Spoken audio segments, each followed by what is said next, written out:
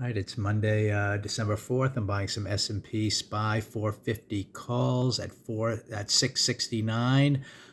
Essentially in the 15-minute chart, I decided to reverse my position. I bought some puts earlier here, had some nice gains. You scale out, set up a no-risk trade, and then it came back to about the entry price. And to me, this should have been an easy, orderly pullback, second push down on the day if we were going to be negative.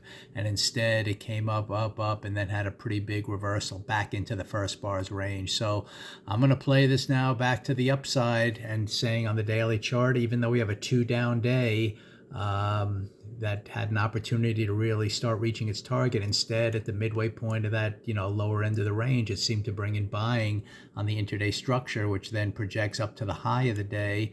And all of a sudden, after this green day from yesterday, we could be kind of having a 2 down failure kind of day, similar to this day here where we close green and then start up again in line with the bigger picture trend, if that's what wants to develop. That's what kind of structure is saying right now.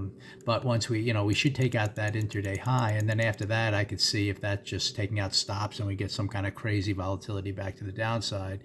But for now, the weekly chart, we talked about that.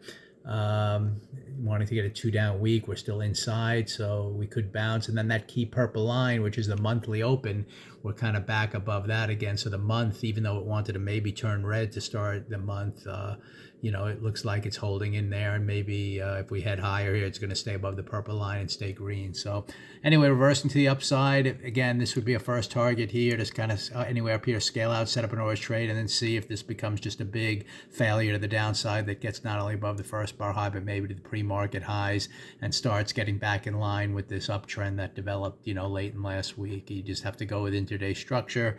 The options here are already up to 7, 12, bought those at 669.